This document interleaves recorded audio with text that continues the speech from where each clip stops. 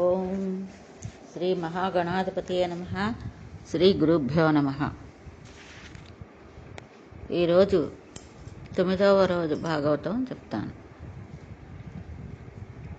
అర్జునుడు ఉపసంహారం చేసిన బాణాలు పూర్తిగా ఉపసంహారం అయ్యాక తర్వాత వణికిపోతున్న అశ్వత్థామ దగ్గరికి అర్జునుడు వెళ్ళి వానిని ఒక పశువు కట్టినట్టుగా తాటితో కట్టేసి రథం మీద పెట్టి విపరీతమైన వేగంతో యుద్ధభూమిలోనికి వచ్చి రథాన్ని అక్కడ నిలబెట్టాడు.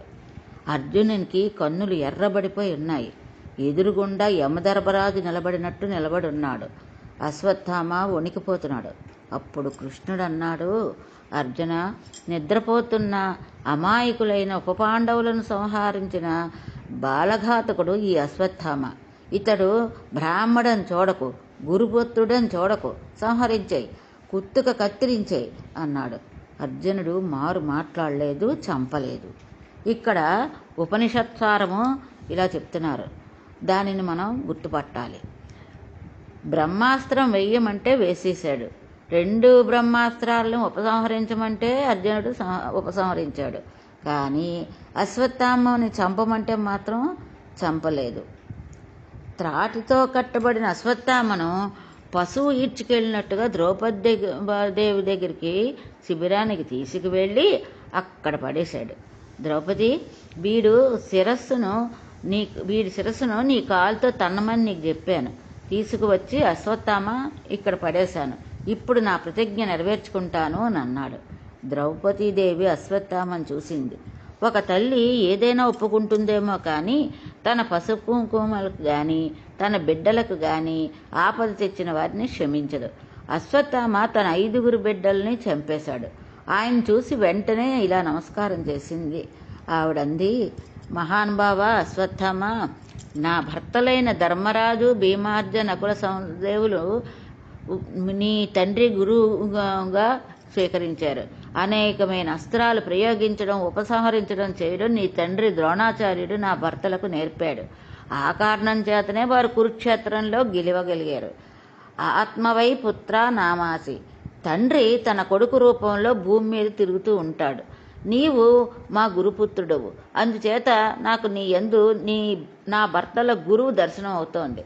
అటువంటి నీకు నీ పాదాల వంక శిరస్సు పెట్టి చూసి నమస్కరిస్తున్నాను.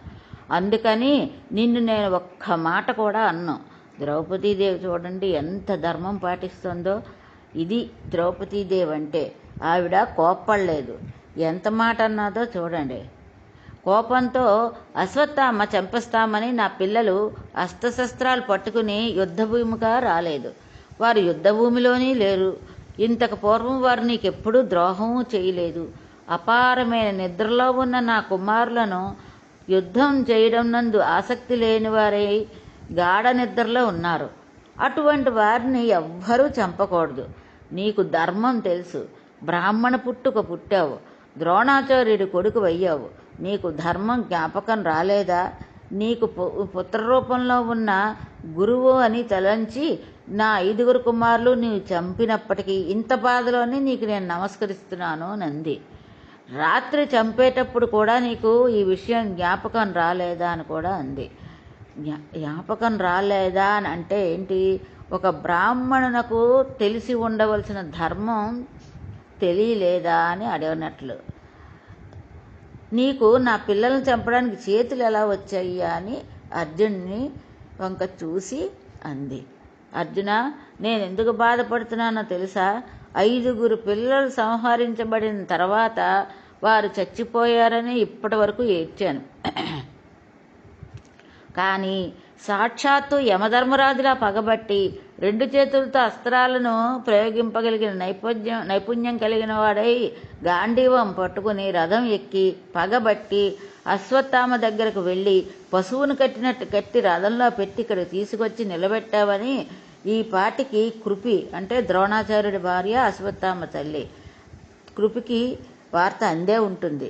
కొడుకు చచ్చిపోయాడని ఏడవడం ఒక ఎత్తు, ఇంకా చచ్చిపోతున్నాడు, ఇంకా నేను రక్షించుకోలేనని ఏడవడం ఒక ఎత్తు.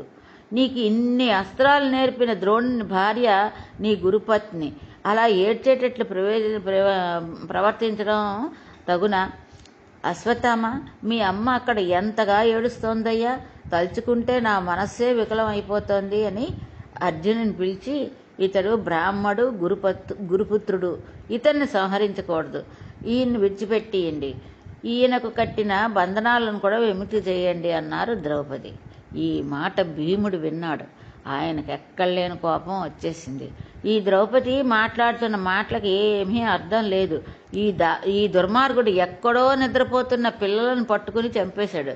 నిద్రిస్తున్న పుత్రులను సంహరించిన ఈ ద్రోణపుత్రుడైన అశ్వత్థామను నేనే చంపేస్తాను అని అన్నాడు.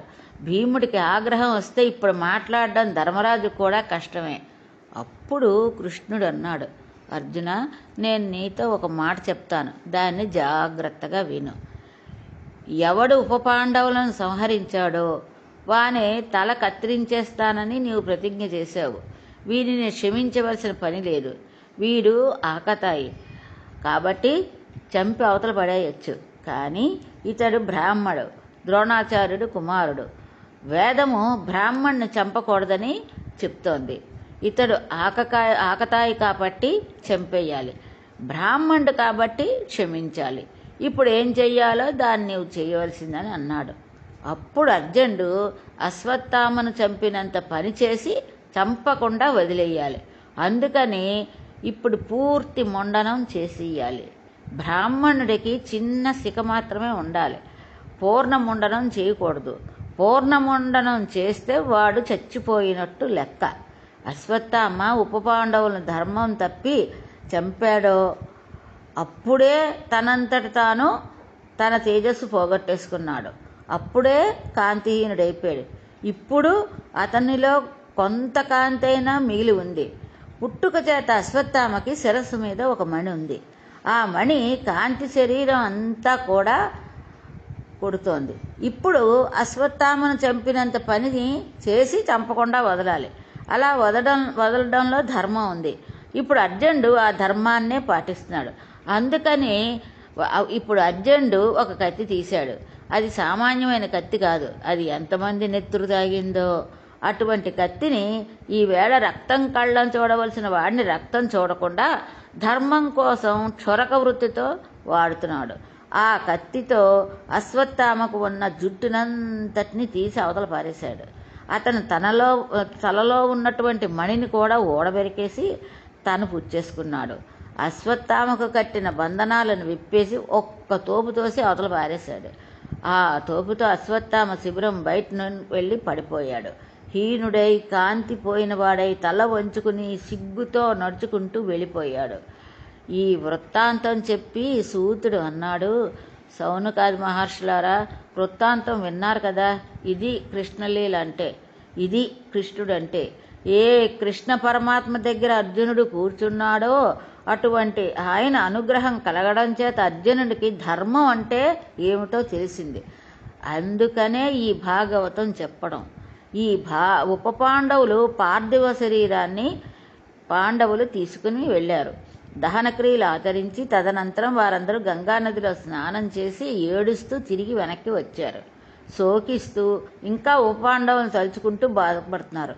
కాలం అనేది ఎంతటి బలవత్తరమైన స్వరూపంలో ఉంటుందో వ్యాసుడు చెప్తాడు. వ్యాసుడంటేనే భగవానుడు. కాలము బలవత్తరమైన రూపంతో సుఖదుఖాలను ఇచ్చేస్తుంది. అలా ఇచ్చేస్తున్న కాలానికి నీవు పరతంత్రుడవు. నీవు చేయగలిగిందేమీ ఉండదు. ఈశ్వరుడు ఎలా నిర్ణయించాలో అలాగే జరిగిపోతూ ఉంటుంది. ఇంత బలవత్తరమైన కాలస్వరూపంలో జీవులు పుడుతూ ఉంటారు, మరణిస్తూ ఉంటారు. శ్రీ భాగవతము